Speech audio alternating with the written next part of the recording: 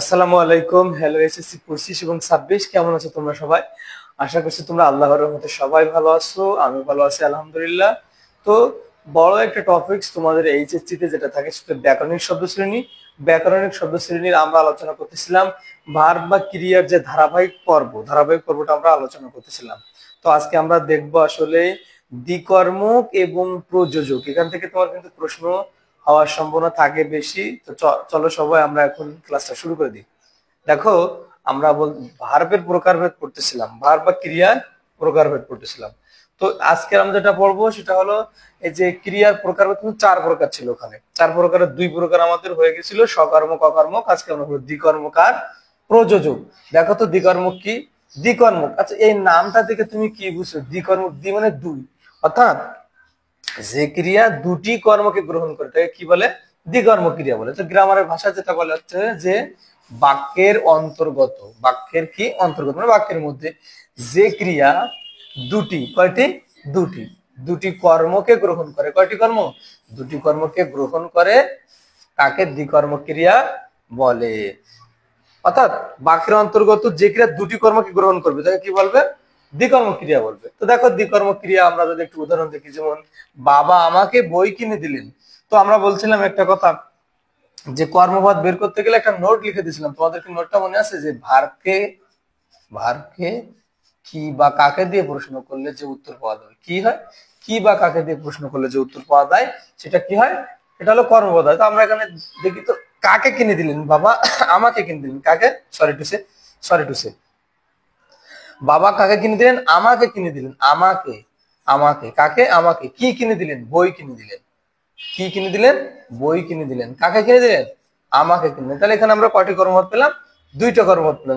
বাবা আমাকে বই কিনে দিলেন, এখানে কয়টা কর্মপদ পাইলাম? 2টা। কিভাবে পাইলাম? ওই যে নোট, আমরা এই যে ক্রিয়াকে কিনে দিলেন, একে যদি আমরা কি বা কাকে দিয়ে প্রশ্ন করি তাহলে আমরা কয়টি উত্তর পাই? 2টা। যেমন কাকে বই কিনে দিলেন এবং কি কিনে দিলেন। আচ্ছা, তো আমরা এবার দেখবো 4 নম্বর প্রকার, অর্থাৎ আজকের 2 প্রকার কিন্তু গত ভার্বের এই অনুযায়ী 4 নম্বর প্রকার প্রযোজক। প্রযোজকটা কি? যে ক্রিয়া অন্যকে দিয়ে করিয়ে নেয়। প্রযোজক কি? যে ক্রিয়া আসলে নিজে না করে অন্যকে দিয়ে কি করবে? করিয়ে নেবে, তাকে কি বলবে? প্রযোজক ক্রিয়া বলবে। যেমন দেখো, আমরা খুব সচরাচর এই উদাহরণটা দেখি, মা শিশুকে চাঁদ দেখাচ্ছেন। দেখো তো, দেখানো কাজটা কাকে দিয়ে হচ্ছে? মা কাকে দেখাচ্ছেন? কাকে দেখাচ্ছেন? কাকে দেখাচ্ছেন? কাকে দেখাচ্ছেন? ঝটপট তোমরা বলো তো, মা কাকে দেখাচ্ছেন? মা শিশুকে দেখাচ্ছেন। কাকে দেখাচ্ছেন? শিশুকে। অর্থাৎ ক্রিয়া কিন্তু নিজেই এখানে কাজ করছে না, অন্যকে দিয়ে করিয়ে নিচ্ছে। এখানে মা কি? মা হলো প্রযোজক কর্তা। মা কি? মা হলো প্রযোজক কর্তা। আর শিশু কি? শিশু হলো প্রযোজকর্তা। শিশু কি? শিশু হলো প্রযোজকর্তা। আর চাঁদ কিন্তু মুখ্য কর্ম। কি কর্ম? মুখ্য কর্ম। দেখাচ্ছেন, এইটা হলো মূলত প্রযোজক ক্রিয়া। এটা কি? প্রযোজক ক্রিয়া। তো তোমার পরীক্ষায় যেটা আসবে, যেখানে দেখাচ্ছেন, হয়তো দেখাচ্ছেনের উপরে এরকম আন্ডারলাইন করে দিতে পারে যে দেখাচ্ছেনটা কি।